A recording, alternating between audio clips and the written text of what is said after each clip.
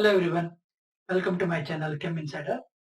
In today's video, we'll be discussing about a very important concept of organic reactions, that is fundamental concepts of reaction mechanism in organic chemistry.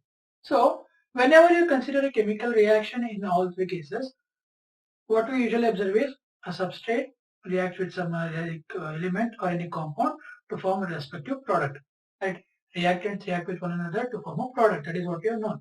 But in case of organic reactions, what we observe is it explained in a basic simple reaction process known as, if you consider a substance, let us say a substrate. So let us say a compound which is undergoing a change. Okay, a compound is undergoing a chemical change by the influence of a different compound. Then the compound which is undergoing a change is called the substrate. Okay, so when a substrate is exposed to an attacking reagent, usually a reagent is nothing but one more type of an organic compound which has a very active property by attacking a particular compound and changing its complete composition. So when a substrate is exposed to an attacking reagent, it reacts with the attacking reagent and forms intermediate. So an intermediate is called as a product which is formed by the reaction between substrate and the reagent. Once this intermediate is formed, it might break down to form product, or it may also break down to form byproducts. In most of the cases, they usually give us the product, but in some special cases, what we observe is there will be formation of byproducts along with the desired products. So this is how an organic chemical reaction takes place, where a substrate will be exposed to an attacking reagent. When the attacking reagent attacks on the particular carbon atom of a species of substrate, it changes the bonds of carbon. Where if you consider for a carbon atom which is like bonded like this, a substrate X might attack this carbon or it may attack this particular carbon and change the number of atoms present around the particular carbon atom which is attacking and change the complete composition of the particular organic compound, which leads to the formation of intermediate and later forms products or byproducts. So this particular whole process is called reaction mechanism. That is a complete phenomenon of studying of breaking of bond, cleavage of bond, which is observed in a chemical reaction, energy involved in that particular reaction, changes of carbon species of a particular substrate compound, all these and further the rate of the conversion of substrate to a product. All these complete concepts are studied under a topic called reaction mechanism. So a reaction mechanism is a sequential account of each step of the reaction which is followed, the energy involved in the bond cleavage and the bond formation of a particular substrate and product, and also about the rate at which the product is formed. So all these concepts are explained under the basic topic called reaction mechanism. So if you know the complete phenomenon of reaction mechanism, it will be easier for you to understand or synchronize a particular strategical completion of a reaction. Like if you have to derive a particular compound, if you know the substrate which is reacting with a different compound and how it reacts with a particular different compound, then you will understand the complete strategy of formation. Then you can adjust the particular requirement and you can get a desired product. So all these concepts we can learn under the topic called reaction mechanism. Okay, so now for the next 2-3 videos, we'll be discussing about the fundamental concepts of reaction mechanism. This reaction mechanism concept is very more important for your this classes and higher classes if you have to pursue your career in chemistry. Now, let us start with the first particular concept, that is covalent bond cleavage. So whenever you consider for a compound to be formed, first of all, what it has to happen is the substrate has to break the bonds present in it. Right? That is called fission of bonds. Since organic compound usually form covalent bond, we are going to consider as fission of covalent bond. Fission means breaking. Fission of covalent bond, that means breaking of covalent bonds present in hydrocarbon. So there are two types of cleavage possible. One is a heterolytic cleavage. One is called heterolytic cleavage.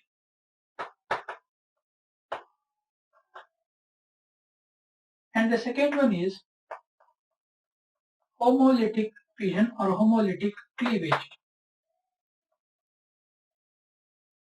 A covalent bond can undergo two types of breaking, that is a fission or it is called cleavage. Those are heterolytic cleavage and homolytic cleavage. Whenever you consider for a homolytic cleavage, what happens is, let us say an example of carbon bonded with an element X. Okay, so this is a covalent bond of carbon and X.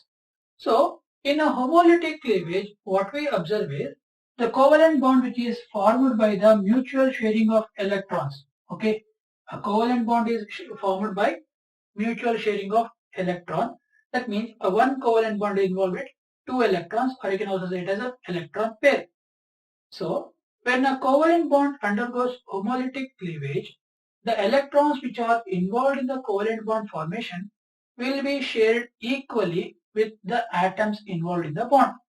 Now, the two electrons which are involved in the covalent bond will be shared with one of the atoms which are involved in them. So one electron for each of the atoms. This particular atom which is electron which is shared or cleavage of bond which happens in a homolytic type is denoted by the symbol of curved half head arrow. So it is denoted as curved. Instead of complete head, we are going to consider half-headed arrow.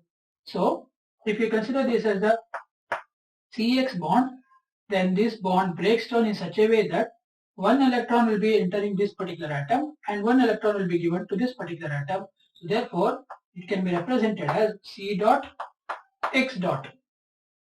Okay, a homolytic cleavage is a type of cleavage where the covalent bond breaks down in such a way that the electrons which are involved in that particular covalent bond formation will be shared equally to the atoms involved in that covalent bond.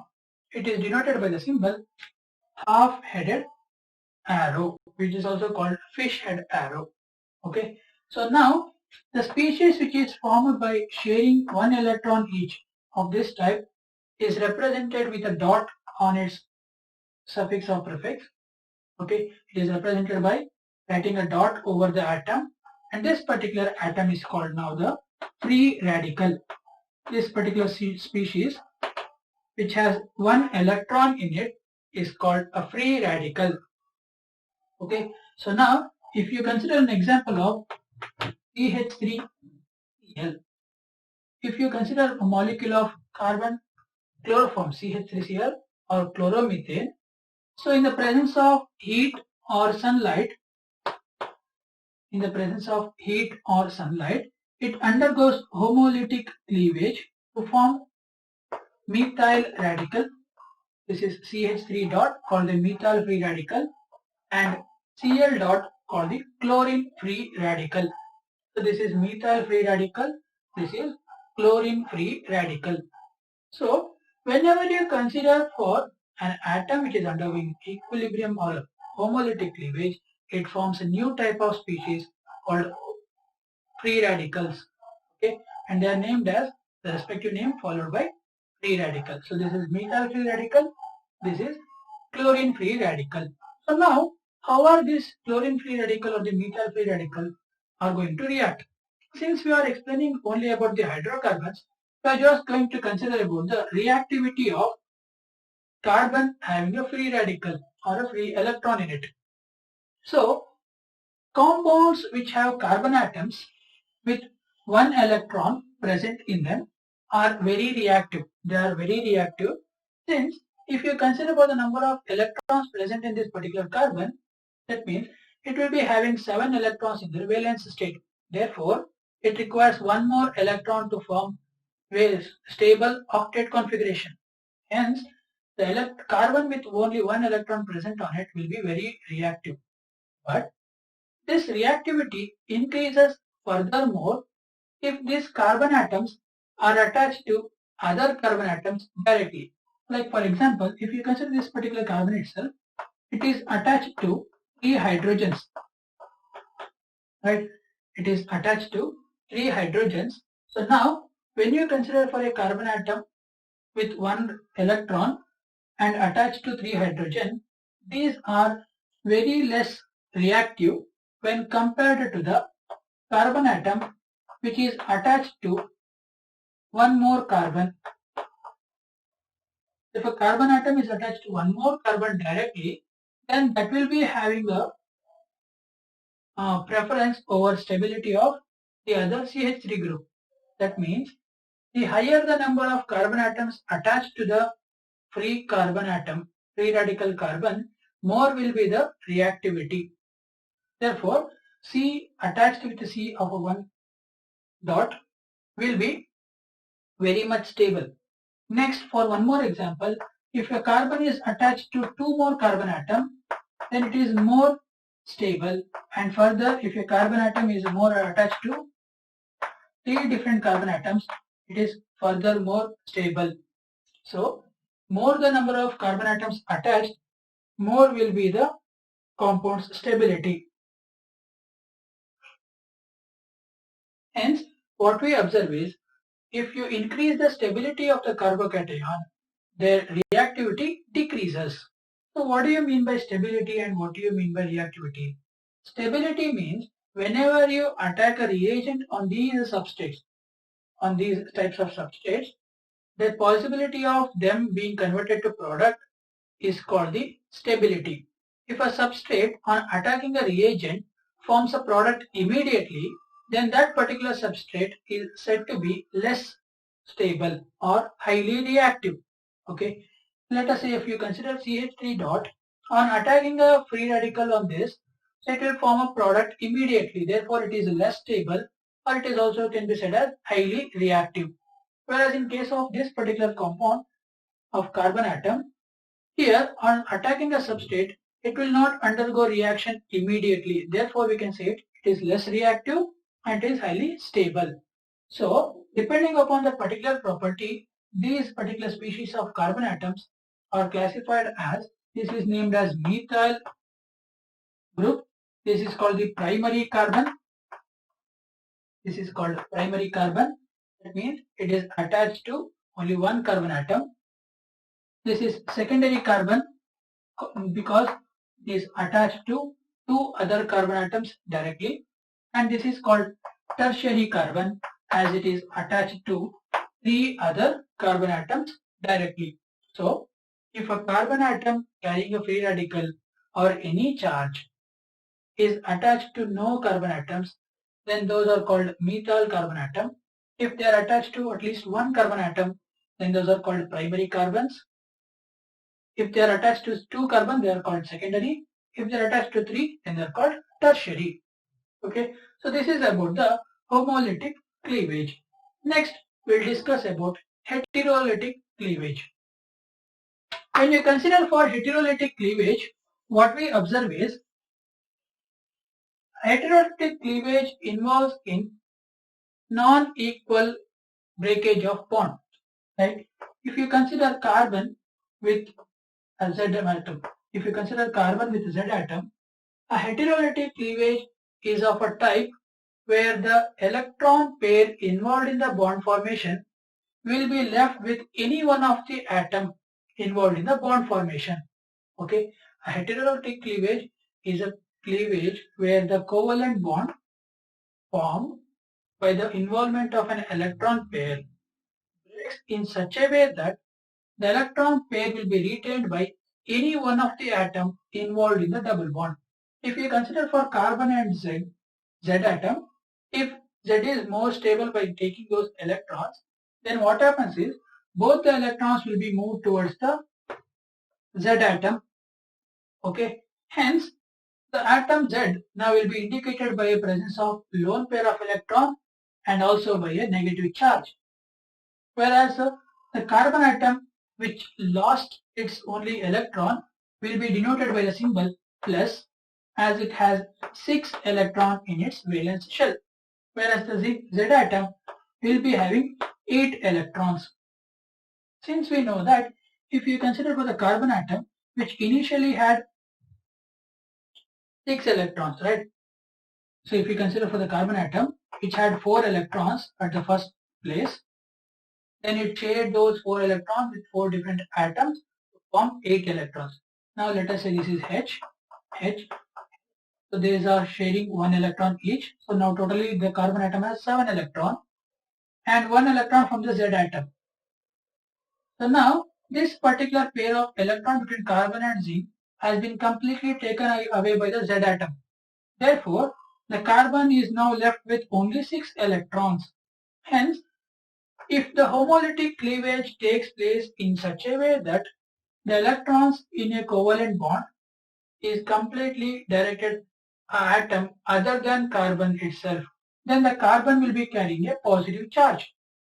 Then a carbon of a particular species carrying a positive charge is called carbocation.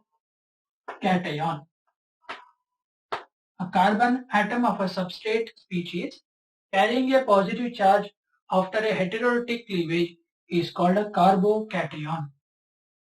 If a carbon on bond breaking carries the electron towards itself and has a negative charge, then those carbon ions are called carbene ion. These are called carbene ion.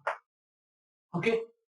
Carbon atoms on heterolytic cleavage, if it loses the electron pair to another atom which is involved in the bond formation carrying a positive charge, then it is called the carbocation.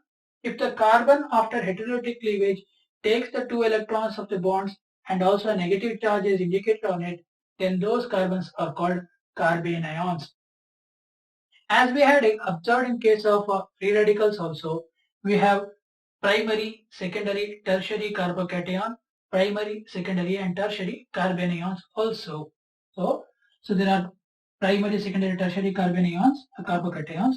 If they have 3 hydrogens attached to it and a positive charge, then those are called methyl carbocation, whose stability is less when compared to secondary carbocations, which have carbon atom attached with one other carbon and has a positive charge, and which is less when compared to carbon atom attached to 2 other carbon atoms directly and carries a positive charge, which is less stable than carbon atom attached to 3 other carbon atoms directly and also has a positive charge. So this is primary carbocation.